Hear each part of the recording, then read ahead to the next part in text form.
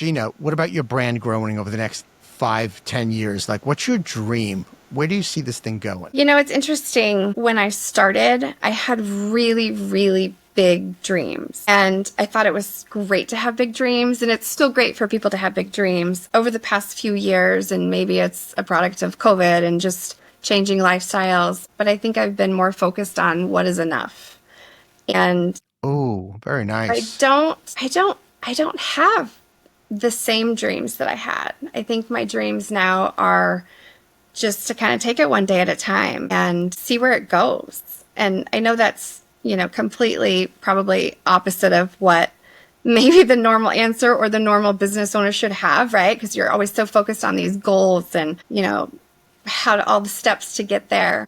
But right now in life, I'm just focused on supporting what we have going on and really helping my franchisees have that balance of, this is what we're doing for business. But let's remember that we also have this other whole part of life that's important too, and not get so wrapped up and stressed out in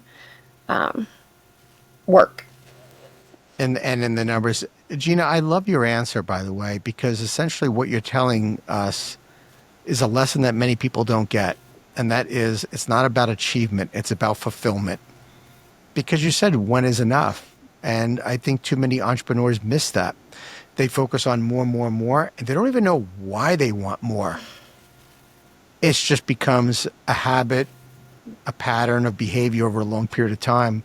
I know I went through that personally myself in my business, where I realized having more wasn't making me any happier. It was the difference I was making in people's lives that absolutely moved me. And that to me was, life is really about fulfillment. Maybe it's a 20 something year old thing where we're all about achievement. At least that's where I was in my 20s and 30s. But, as I got older, I realized I'm most happy when I'm fulfilled. And I see that smile on your face, and it comes through loud and clear that this is not about just how big we can get.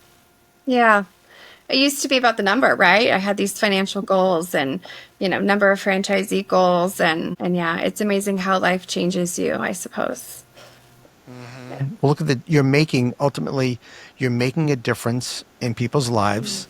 You're giving them an opportunity that they otherwise couldn't imagine doing something like this, that they can actually get paid Right.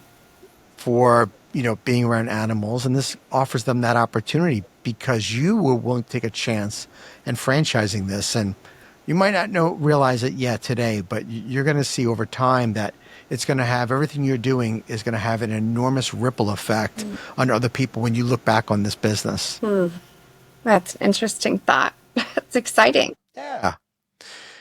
Have you noticed, at least since from before COVID to after COVID, how any trends have changed on people's needs? Obviously, people are back to work and they're not home as much. But have you noticed any trends that have maybe been different from the time you started to today of your customer wants or preferences?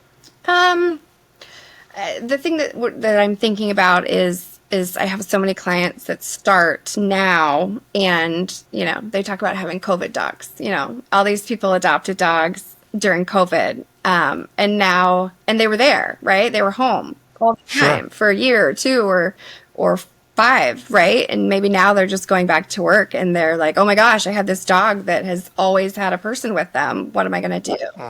And so maybe there's some more anxious dogs these days, but yeah, that's kind of the only thing that sticks out on that trend wise. So, Jeanna, how long do you plan on doing this business for? What kind of legacy do you want to leave behind with this thing? Again, I previously had thought about the exit plan and thought about the things, and now I'm more just taking it a day at a time. I love what I'm doing today, and I think about doing it for a long time. I'm more running the business than I am in the day-to-day stuff, but I still get to walk dogs or do visits every once in a while to cover for my team, which I love. I want to do it. I want to do it forever. I know that's probably not going to happen, but right now that's where I'm at. That's beautiful. I mean, you're saying, you want to stay connected to the business, right? And it keeps you grounded, right? To keep to be able to do that on the day-to-day. Yes, definitely. And I do think, at some point, down the road, if we are much larger and I have, a lot more franchisees, I know that I only have so much bandwidth. So I know that I have to then develop a team that is doing some of the things that I currently do. And, even in listening to your podcast, I'm like, okay, at some point, people hire or sell to these other people who can make it bigger, right? Uh-huh.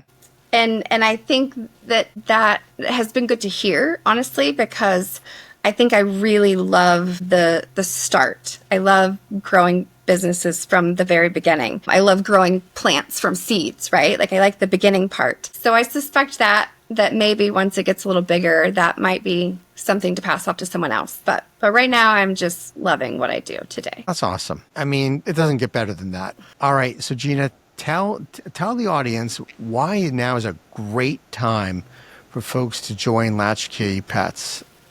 Well, it's a great time in general to get into any pet care industry, right? So many people have pets. It's a beautiful gig. It's my dream job. I mean, it's absolutely my dream job. And we're small, and we, which means we work together so closely, and we all support each other, which is beautiful. And I hope that, as we grow and get bigger, that still continues. But I think because we're at the beginning, we all are very honest with each other that, we don't know all the things, right? I don't know all the things. And we work together to figure it out, and we work together to grow and learn. And it's pretty special.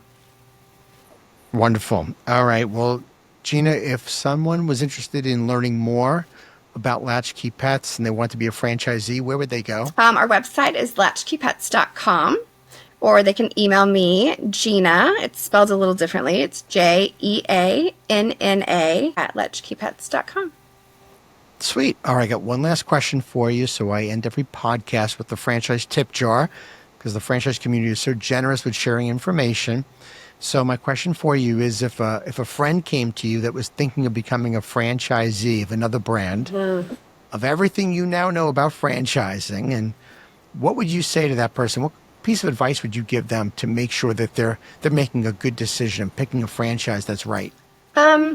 I mean, obviously doing as much research as they can, but I do think talking to the current franchisees is huge, getting their perspective and really the culture of the company. But also, I think trusting your gut, sometimes we know when something's not the right fit, and yet push it anyway. So I think trusting your gut. If something doesn't feel right, it's not right. If something is just screaming at you that it is the right thing, follow the right thing for you. Awesome.